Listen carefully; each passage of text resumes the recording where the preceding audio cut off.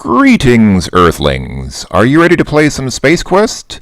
Well, if you are, we're not playing Space Quest in this video, but we are playing as Earthrise, which is pretty much a Space Quest game. It's so much like Space Quest that you might not realize that it's not Space Quest when we're actually playing. Let's go ahead and start playing Earthrise, and you might see what I mean.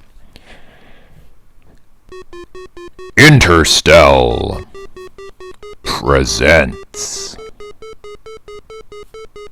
Earthrise, a guild investigation. Copyright 1990 by Matt Grusin. Matt Grusin is a name to take a bit of notice of if you're an adventure game fan. I'm going to talk more about Matt Grusin in just a moment. Whoa! The music's going all crazy!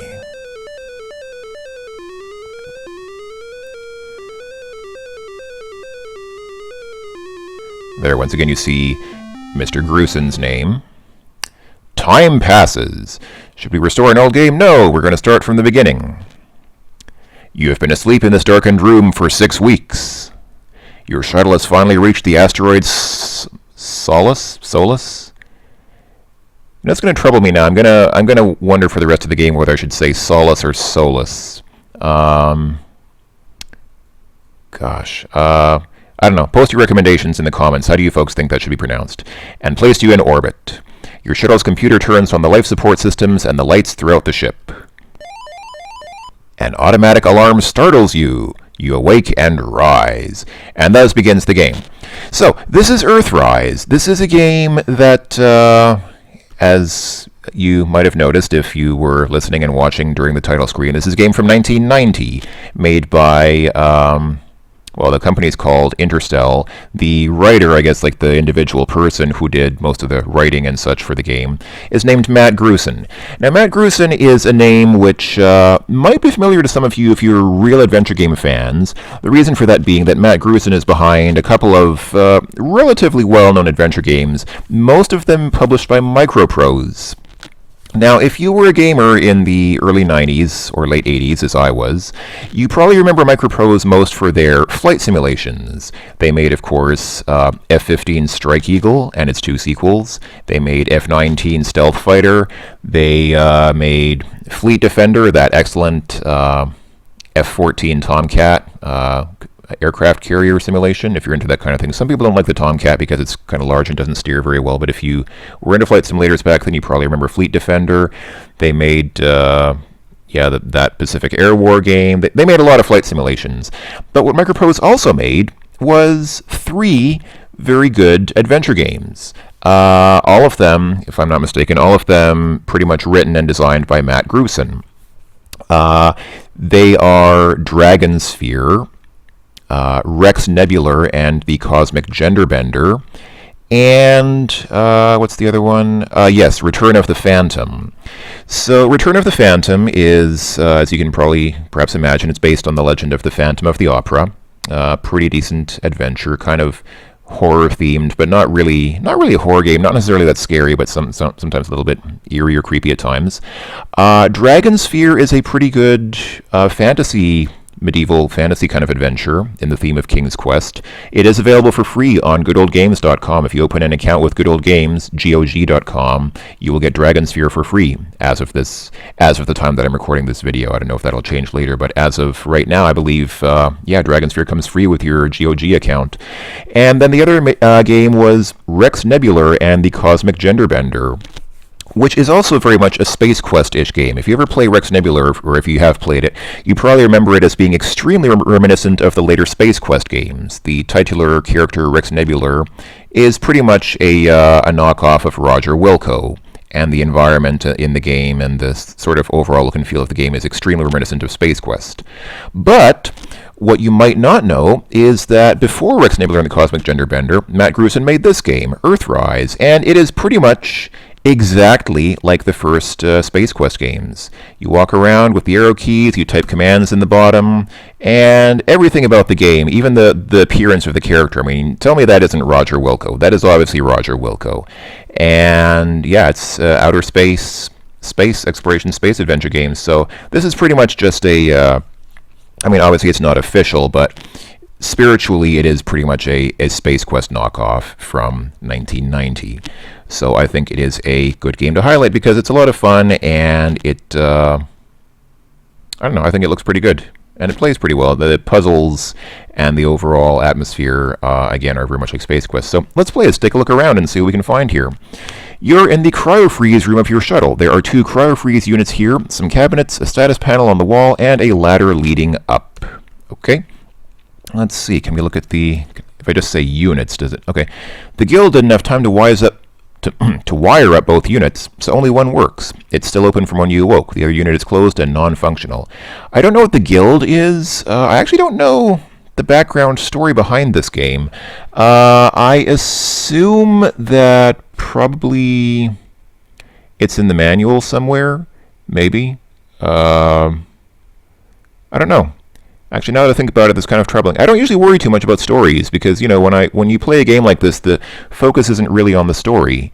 So, I'm sure you can find the story somewhere if you look for it. But let's keep playing. For me, the point is not to really get a great story, because if you want a story, you can watch a movie or read a book. The point is to interact with the environment and see what you can discover. Let's look at this control panel on the wall. This is the status panel for your cryo-freeze units. One of the cryo-freeze units is in working order. Can we... get back into the unit, go into unit, do it yourself. Get inside unit. There we go. It's pretty comfortable. You probably should be getting on with the business at hand. Okay. Can I sleep? You don't need the word sleep. The game doesn't recognize the word sleep. Okay, let's get out. Can't. Uh-oh. How do I get out of here? Exit? That won't get you anywhere. Leave? Why? That's a good question. Why would we ever want to leave the comfortable embrace of this warm cryo-freeze unit? Open door? That won't. Open unit? Oh dear. Units open and close automatically when used. I know. I'm trying to stop using it. Get out of unit. You have no Wow. Better think of something else. Wow. You know what? Rather than trying to guess the verb, I don't need to be inside this unit, so rather than trying to guess what verb I'm supposed to use, let's just restart the game. Yes, restart the game. Wow, that was embarrassing. Okay. Let's try this again. Let's not go inside the unit this time. So besides the cryo-freeze units and the cabinets, okay, there's the status panel, the cabinets, and the ladder. Let's open the cabinets. Sure enough, nothing here. The guild must expect you to find food on Solace and sleep in flight. Okay, we just did sleep in flight, so let's see what we can find over here. You're in your shuttle's computer center. There's a large computer against one wall and an airlock door at either end. Let's look at the computer. Can we use the computer? The computer runs your entire ship. It is currently in working order and is running. The computer emits little beeps and blips as it works. Indeed it does.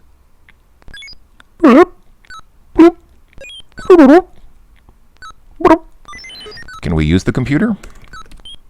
Computator, yes. Better think of something else. Okay. Computers have no use. I think there is a market for maybe 6 of them. Okay, what do we have in this room? You're in the fuel storage area of your shuttle. There are several large tanks here. The 3 tanks closest to the door contain oxygen, and the other 4 contain fuel. There's a ladder leading up through the ceiling. Okay, so these 3 green tanks here on the left contain oxygen, and then these 4 red ones contain fuel. I guess fuel for the ship. Okay, let's go up the ladder and see what we can find here. Oh, what's going on here? This is the upper engine room. Here you can see your shuttle's 2 primary engines below and backup secondary engine. There is a status panel on one wall and a notice affixed to another. All right, let's look at the status panel.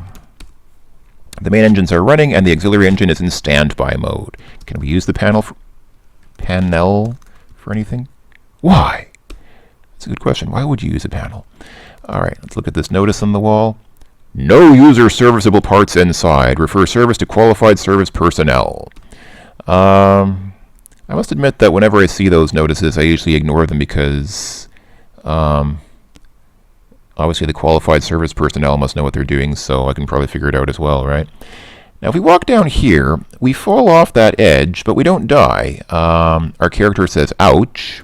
Boy, that hurt. Next time, be more careful where you walk.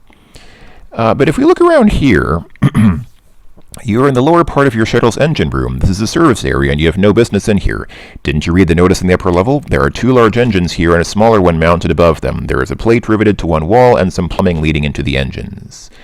So if we look at the plumbing, the pipes carry fuel and oxygen from the fuel storage area into your shuttle's engines. And if you look at the plate, it is riveted in place. And I don't think we can remove the plate. You need a special tool to remove rivets and you don't have one. I think we're stuck here. I think that if we fall down here, we actually... I don't think there's a way to get out. Can we climb the wall? No good footholds. Can we climb the engine? Better not. Even if you did, you could never make the jump to the upper platform. Yeah, I think we're... Can we climb that panel? Do it yourself. I think we're stuck. I think that there is no reason to come here, and if you do come here, then you're screwed. There is no way out of here. So, once again, let's restart the game.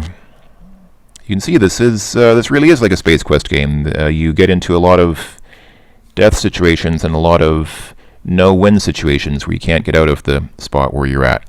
But that's what makes games fun. I don't like games where they try to hold your hand and make it really impossible for you to get yourself into trouble, because that's just not realistic. It's like the difference between driving a little toy car and driving a real car. You know, sometimes you have to take the training wheels off and make something real happen.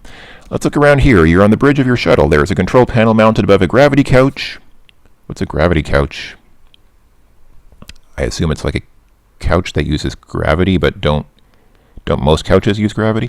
And a ladder leading down through the floor. Against the wall you see a communications panel, a chart, and a rack. In front of the couch is a large view screen. Okay, let's look at the chart. It's a chart of your shuttle. It looks surprisingly like the one in your manual. Yes, unfortunately I can't show the manual here on YouTube, which I certainly have, because I certainly didn't copy this game. I certainly have a legal copy of this game. Let's look at the panel. Oh, see, this is nice. It even asks you which one. In a lot of adventure games like this, if you say look panel, it would say something like you have to specify which panel you want to look at. You want to look at the communications panel or the control panel, and then you have to type the whole command again from scratch, look at communications panel. But no, here it's actually nice enough to ask you, and you can use the arrow keys to just select which one you want to look at. So let's look at this control panel on the wall. You can neither see nor use the control panel as you're in the gravity couch. Oh, I'm sorry, the control panel is in the gravity couch. The communications panel is here on the wall. This panel allows you to report back to the guild on Earth. Okay, let's use the panel. And again, it asks us which one. Let's use the communications panel to communicate with the guild on Earth. You briefly report your progress thus far and are told to proceed with your investigation. Ooh, I got 3 points. I got 3 points for using this communications panel. And I don't think I even had much progress to report on, because all I did was wake up. I woke up, climbed the ladder, and used the communications panel. It's pretty good progress, but I got 3 points for doing that. It's nice. Let's look at this rack over here, because we always like to interact with racks. It is an oxygen bottle storage rack. There is 1 bottle left. Okay, can we get the bottle? You take the bottle and attach it to your suit, making sure the seals are tight. Nice. Yes, always good to use to make sure there's a tight seal when you're interacting with your rack. Let's go ahead and look at the couch. Oh, it looks comfortable. Can we lie down on the couch? You can now see the control panel over your head. Okay, let's use the control panel. Better think of something else. Can we look at the panel? There's only a small section of the control panel that is familiar to you. Aha. Okay, so we have... At the top we can open and close the pod bay doors. Right now they are closed. I think we should probably leave them closed for the time being. There's automated navigation for flight and return. Can we push flight? I press the automated flight button. That's the button you use to get here from Earth. Since you're already orbiting Solus, nothing happens. Okay, I'm assuming pressing return would take us back, but do we want to... Hold on, press return. Do we want to do that? Press the automated return button. Oh dear. Following the program set by the Guild technicians, your shuttle makes the trip back to Earth. Since you didn't have the guts to finish your mission, the Guild fires you. They immediately dump you on a commercial flight to Tweed New Haven Airport, where you are met by an armed escort who drives you to Middletown, Connecticut, where you are committed to Connecticut Valley Hospital. There you are treated for hypogonademia, Wimp's disease, for the next 15 years, after which you retire a sad, broken human being. Well, You really should have finished the mission before returning to Earth. No kidding. Really, I didn't get that from the last message, but it's nice that you clarified that for me. Well, gosh, talk about your death scenes. Well, okay, let's restart the game and not return to Earth until we're ready to do so. Okay. Ladies and gentlemen, welcome to Earthrise.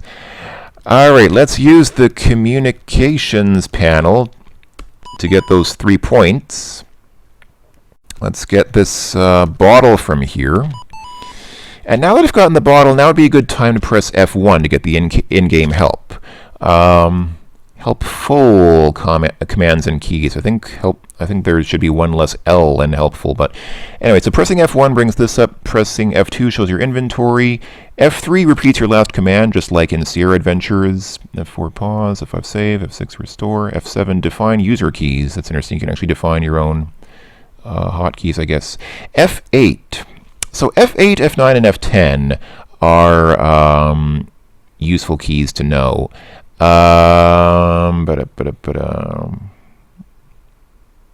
Score. Oh, score shows your current score. So if you press F8, this is your kind of status display, kind of like the little wristwatch in Space Quest 2, which didn't get used very much in Space Quest 2.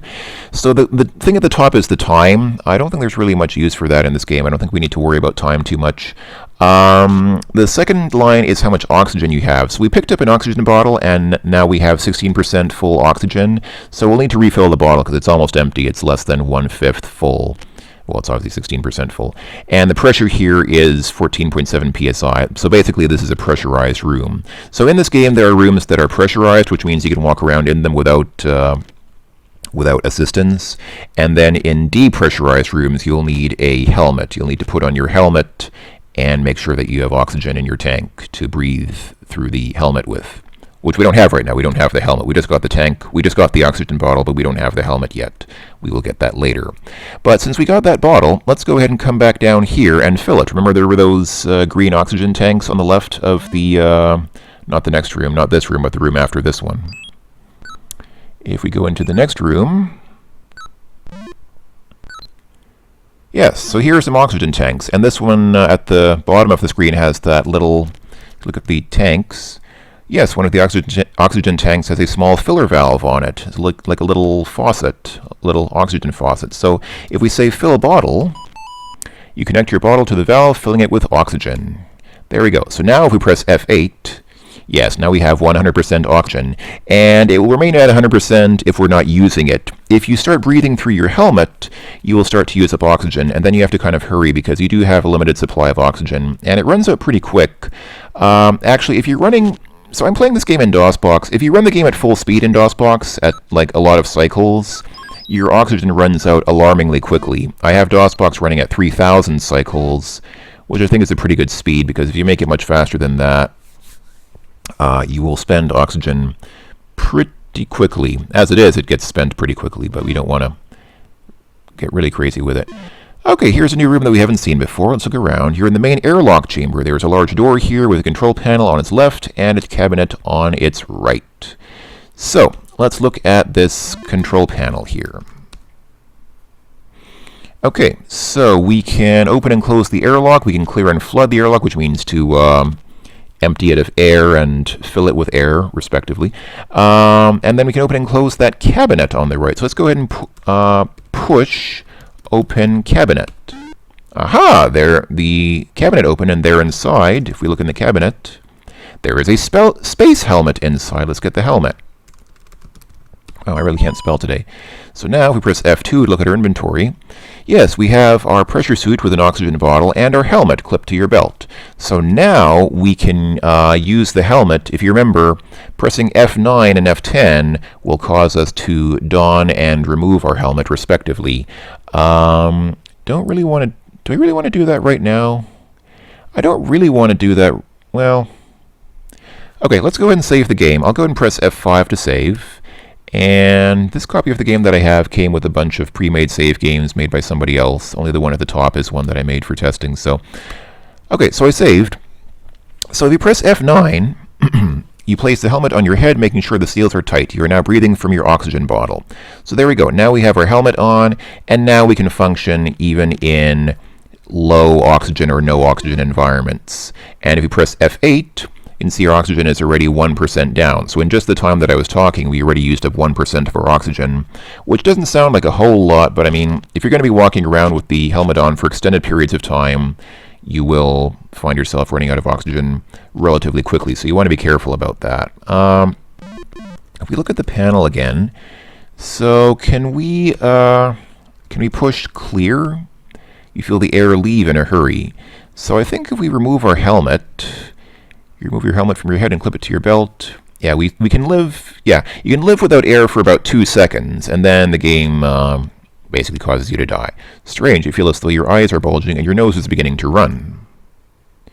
There is something very unpleasant about being in an unpressurized environment without a helmet on. If you were still breathing, you would probably kick yourself. You have expired. Alright, let's go ahead and try that again. So yeah, let's put our helmet on. And if we push open airlock... Oh, you can't open the airlock while this area is pressurized. Okay, so we have to push clear airlock to get the air out of this room. Now we can press open airlock. There we go. And if we look through the airlock, the shuttle's main airlock is open. You see many stars. Can we look at the stars?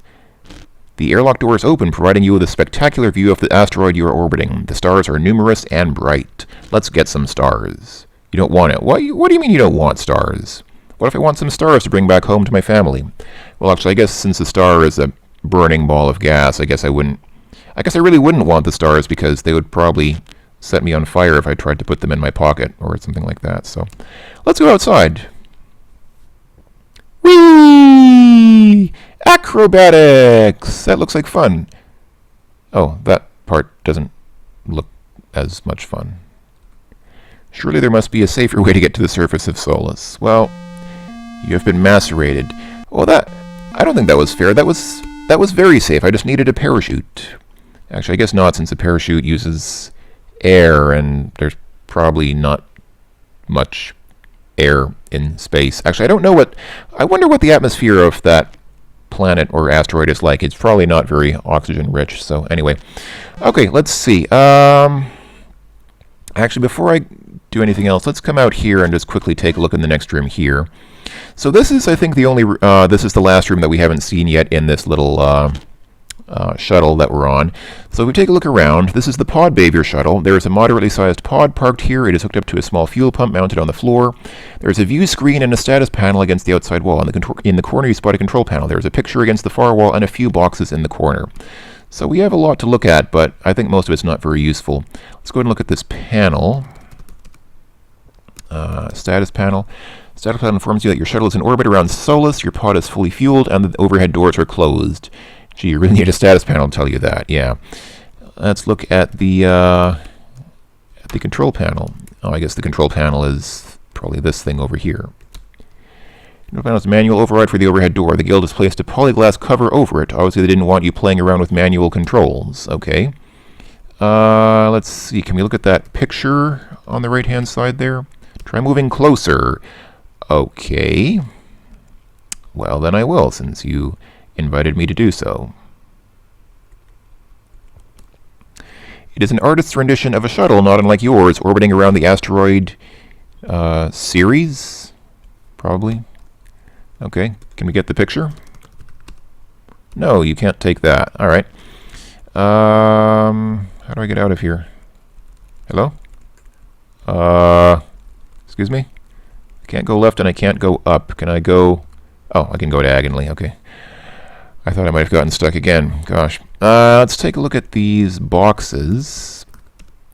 The boxes do not hold your interest. Ah, but what do they hold, if not my interest?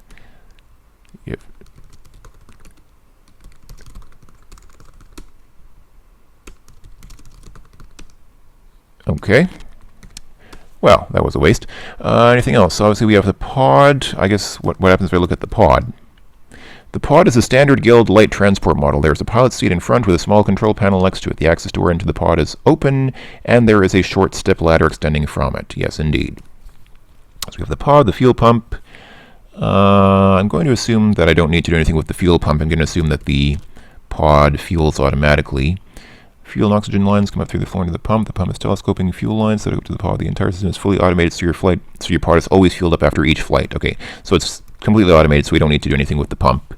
There's a view screen and a status. Okay, I think the one thing I didn't look at is the view screen. Can I look at the view screen? Look at screen. You must get closer. This screen monitors the pod's flight. Since the pod is parked, the screen is blank. Okay. I guess we can't use that then, because the only way for us to use this pod is to get on it. And when we're on the pod, obviously we won't be able to see the screen from here. So, okay. I don't think that the game is too terribly picky in terms of time, but you can see that time is ticking away while I'm here talking. So rather than waste too much time, just in case there's some kind of time limit. I don't think I've ever encountered a time limit in this game, but just to be on the safe side, I don't want to find that I'm something like 80% through the game and suddenly out of time. I'll go ahead and restore because I don't want to mess around too much. Let's see. So did I already use this communications panel? I mean, I know I have before, but I want to make sure that I did on this playthrough of the game. Yeah, I guess I did, since I didn't get points for it. Okay, so let's see. What do we have? So we have our oxygen bottle, which I filled. I have my helmet. Yes, I did fill the oxygen bottle. So I've used this transmitter. I guess the only thing I need to do then, unless I'm mistaken, is use the pod. So use the pod to get out. So actually, what I need to do, for some reason I can't open the pod doors from either of those rooms. I need to come down here, lie down on this couch, use the control panel, or wait, hold on, let's look at the control panel. And yeah, so we need to open the pod bay doors. So push open. You press the open pod bay door button. You feel a slight tremble. Well. Okay. And what we will want to do then is go over to the pod. And this room still has air in it, but the next room will not because the ceiling is open now. So let's go ahead and press F9 to put on our helmet. And yeah, you can see the ceiling was open, so we would have died here if I hadn't put the helmet on. Let's go inside the pod and sit down, and let's look at the panel inside here. The pod's control panel contains only two buttons, automated flight and automated return. Okay, everything's pretty automated. Well, I guess we can't use automated return since we're already here in the shuttle, so let's push automated flight. You press the automated flight button. Oh, that is very automated. Oh, it looks like a huge green cucumber rising from a big white cylinder thing. Yes, this big white cylinder launched a small pod at the planet surface. I don't know. I like that flight sequence. It looks nice, even though I guess it's fairly straightforward. It's just basic early 90s DOS pixel art. All right, let's go ahead and stand up, and here we are. We're on the surface of the asteroid. We can now start exploring, but first let's go ahead and save, because as you can imagine, there's stuff that can kill us here. And let's look around. Let's see. So we go right from here. Ooh, there's a ladder leading down into the asteroid. Let's take a look. There is a ladder here descending into the ground. There is a plaque in the ground next to the ladder. Let's look at the plaque. Personnel entrance. Ooh, I guess it's probably where we go in, since I think we're personnel. But before we go in there, let's explore the rest of the surface. Maybe there's something else that we can find around here. Ooh, there's some water here. You're on the surface. There's a sea of liquid methane to your east. Oh, it's not water, it's liquid methane. Wait, could that be something moving in the methane? This does not look good. Uh-oh. Well, you may not be such a great detective, but you sure make a good snack. You've been digested, yeah. See, it's total Space Quest. Let's go ahead and go to the left here. And, okay, looks like there is nothing here. Yeah, it's a mountain range blocks your passage north and west. I can see that. Oh, here's a tower of some kind. You're on the surface. You're standing at the base of a large radio tower. Looking up, you can see the dish antenna far above your head. There's a ladder leading up the tower and down into an airlock below. There seems to be an electrical box of some kind attached to the tower. There's a mountain range blocking passage to the west. Well, let's take a look at this box here. The box is secured by a combination lock, and it even shows you a little close-up picture of the box with the lock on it. Can we remove the lock? You have no reason to do that. Get lock. Unlock lock. Why? Wow. Oh, wait, what did that say? It's a combination lock with a small dial numbered 1 to 10. And if I just say open box, you can't. It's locked. Okay, can I unlock box? That won't accomplish anything. Okay. All right, then. Be that way. Fine. Whoa. What's this? Oh, those force fields only make noise when I get close to them. Here on the surface, you can see a tall radio tower to the north. There are 4 posts here which are generating a force field. A small trench has been dug in the ground, and there is a pile of rocks on the ground next to it. There's an empty spacesuit, not unlike your own, lying on the cold, hard ground. Are you sure that's an empty spacesuit and not a corpse? So those force fields don't kill me, I just can't walk through them. This room appears to be completely empty. Yes, you're on the surface of the asteroid Solus, or Solus. And, ooh, what's going on here? Here on the surface, there is a skylight here that allows light into the garden below. The skylight is large, round, and unremarkable. There's a large blue dome visible to the north. In the ground, you notice some cracks and some very strange footprints. Well, let's look at those footprints. Whatever left these obviously has 3 feet. Very weird. They seem to come from the south and head east. Can we look at these cracks? That's exactly what they are. Not very deep either. Looks like something hit the ground there, like maybe a small meteorite or something. And to the north, it's a observatory. There's a large observatory here. You can't see any way in, and the telescope doors are closed. I'm assuming we can get in from somewhere else, probably not from here. And here is a little, there's a small tidal pool here. Can we look inside the tidal pool and collect some crabs or something? It seems to be just a small pool. Since you know nothing about planetology, you have no idea how the tides here work. Actually, given the density of the liquid and the low gravity here, you could probably walk across this stuff. Indeed, I can. Uh-oh. Wait a minute. Could something actually be moving around down there? Oh dear. Oh dear. That was probably not a very survivable event. Oh well, wasn't that fun? Well, at least you found out where Audrey 2 came from. I guess you looked like plant food. What's Audrey 2? Is that a reference to something, or is that something that I'm just... I don't know. Okay. Well, I think it's coming about time to end the video. I've already been recording for about half an hour, but I want to see if I can at least cover the surface, like this region of the surface, before I finish. Here's another entrance. Gosh, there's not really that much here on the surface, but I think it probably warrants a... Here's the water, and what about down here? Okay, here we come to the end. There are more of those footprints. Oh, there's some passage there that goes somewhere else. And this appears to be an empty room. Okay, well, I guess this marks a good point to stop the video. Thank you for watching, everyone. Hope that you enjoyed our introduction to Earthrise. I'll see you folks later in more fantastic adventures with our space-suited hero on the surface of this bleak, dark, gray, cold asteroid. I'll talk to you folks later. Bye-bye for now.